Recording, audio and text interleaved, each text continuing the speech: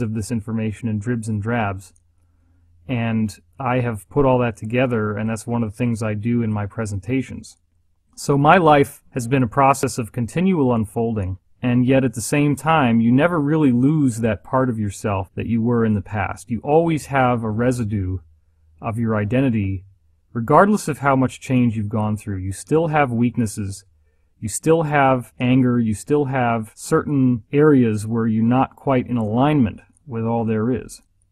And in fact, this is normal. There is a quote in the Law of One series, which is my philosophical basis, that says, "It is entirely necessary that an entity consciously recognize it does not understand if it wants to be ready for the ascension process." Now, the ascension process is what we're moving through as we head towards 2012. This is what started to become clear to me over the years as I got more and more involved in metaphysical studies. I didn't really believe it at first, but one of the things that tipped me over was this book by Dr. Chet Snow called Mass Dreams of the Future. And in this book, he was using hypnosis to progress people into future lifetimes, which is one of the things that you can apparently do with successful hypnosis. And people were seeing different realities in the future. Some of those realities were of a cataclysmic and disappointing nature, where there was some sort of a Mad Max type of scenario on the planet. But then there were many, many others in which people had utopian type of future lives, where all these kinds of things such as telekinesis, levitation, instant healing, flying, etc. were very commonplace. And I started to realize that there was such a consistency in the testimonies in this book and the credibility of the people who were giving these testimonies, who would never be inclined to say stuff like this in their waking lives, that helped me get over the top. So fast forward to the present, where I now was invited to speak at Dr. Chet Snow's conference called Secrets. And this was a really marvelous event. I can look over the whole course of my life and feel almost as if a cycle has been completed, because Mass Dreams of the Future came into my awareness in 1995, and at the time I really was not that aware of this ascension prophecy yet. But I was seeing these people in the book describing what was happening to them in the future, and it seemed very credible to me. I didn't doubt what he was saying because it's a very well-written book. And it was only in 1996 that I found this Law of One material, after a series of increasingly paranormal events have been happening in my life, culminating in, as I've said before, discovering some pretty compelling evidence that I may be one of these angelic or extraterrestrial souls. That was in the fall of 1995 when I found a book by Dr. Scott Mandelker called From Elsewhere, The Subculture of Those Who Claim to Be of Non-Earthly Origins. And as I've said so many times, I turned to the back page of the book and there was a questionnaire of 12 different points. And he says, if you can answer these questions in the affirmative, then the chances are that you are indeed an ET soul and not of this normal stock of people on Earth. So sure enough, I read the 12 questions, and I'd never seen a more detailed, personal portrait of my own psyche beneath the mask as was put out in this series of 12 questions. And I was shocked enough that I actually ended up going to a conference where Mandelker was speaking, and was very delighted when he gave me, in a private session that I booked with him and paid for, a seal of approval, and said that I did have what it took to be a public figure in this emerging field of UFOs and metaphysics. Of course, at the time I had no idea how that would happen, but I had watched my mother grow up in my life, working as a professional musician, doing it the way she wanted to do it. And I also watched my father break away from General Electric and become self-employed, and he also was able to make it work. So both of my parents were able to do the things that they really wanted to do with their lives, and they decided, maybe from a holdover of the hippie ethic that they grew up in, that they would rather do what they really cared about and not have as much money than sort of sell out and be part of the system and be able to have a better income. Well, now, of course, it's difficult either way. Even if you are a part of the system, the income is not going to be there like you would expect it would. A lot of these normal middle-class type of positions have been largely wiped out by the changes that we've seen in how everything is going. But my parents did set the template, and in fact, one of the most difficult aspects of graduating college for me was going into the mainstream working world, in which wage slavery is really not an exaggerated term.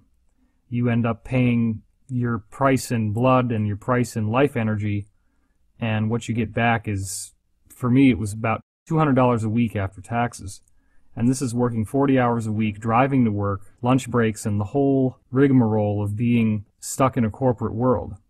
I often would take lots of different jobs. I didn't really stay in any one for very long.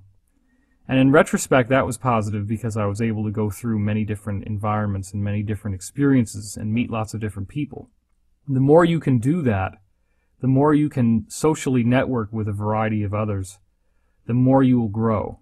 It's not actually the best thing for your spiritual growth to be a person who hides out and only has one job and a small circle of friends who you've known all along and never goes into new situations and meets new people. It's much better for you to actually be more socially integrated. So again, I just got back from this conference that happened with Dr. Chet Snow. This was in Phoenix, Arizona. And I have to say that I've had a really, really nice shift in terms of how I see all this stuff. I had no idea where all this was going back in the day, and it was quite shocking to find the Law of One material and have it basically confirm all these things that I'd been researching and all these suppositions that had come together in my mind throughout time. As I've said before, Dr. Scott Mandelker's book From Elsewhere mentioned the Law of One series, and he saw it as a singularly important text. So when Mandelker's book in turn led to my having an awakening and realizing that I was in fact an ET soul, I took notice. Because of course, as I've also said before, I had a spontaneous burst of automatic writing with my friend Jude one night near Lake George, and I asked a question, am I a wanderer? And eventually my hand sprung to life and scribbled down what turned out to be a Bible passage. And when we looked up the passage in the Bible, the text corresponded precisely to some words in Ecclesiastes that were talking about the meaninglessness of these corporate jobs and all these things I was suffering with in my own life. In fact, I had just lost a job for being too friendly to the patients. This was in a mental facility, a mental health facility, essentially a mental ward. And it was something I wanted to do because I got a degree in psychology, and this was good for my internship. But what happened was that I was just reaching out to people, and I was kind and I was compassionate, and they actually wanted you to be hard and unyielding and lacking in compassion. They didn't want people to be happy about being there. They wanted people to have an incentive to leave as quickly as possible. So basically, I thought I was going into a job where I could help people, and instead I was being asked to be this harsh monster like a prison warden. So that didn't really work out. And of course, it was shortly thereafter that I asked the question, am I a wanderer, after finding this book, and then got the answer in the affirmative by having this Bible passage show up that very clearly described exactly what I've been going through. And under that was the statement, Christ cometh, which was another very strange thing because I did not consider myself a Christian. And the TH in cometh also looked like the word Ra, which at the time didn't seem to make any sense to me. I just thought about it as this Egyptian situation. Well, of course, it was very shortly thereafter that I started to read the Law of One, which is authored by this source calling itself Ra. And it became clearer and clearer as I went through this material that it was basically summarizing all these things that I thought I had discovered on my own through years now of research, 3 years of reading as many books on metaphysics and UFOs as I could find. I'd never seen anything so comprehensive, so authoritative, and I realized that no one had written about this in the UFO field. It was totally untapped virgin territory, and it was just a motherlode of wonderful information. Still to this day, people are always sending me email and saying, what should I read, what should I read? And I can't stress this enough. There really is nothing better to study than the Law of One material. You do want to take your time with it. It's not something you just sit down and gobble up in a couple hours. It's a book that requires a great deal of focus and intent in terms of what you're doing with it. So again, that started out in January 1996. I went to see Dr. Mandelker speak in person as of October 1996. And very shortly thereafter, in the beginning of November 1996, is when I had my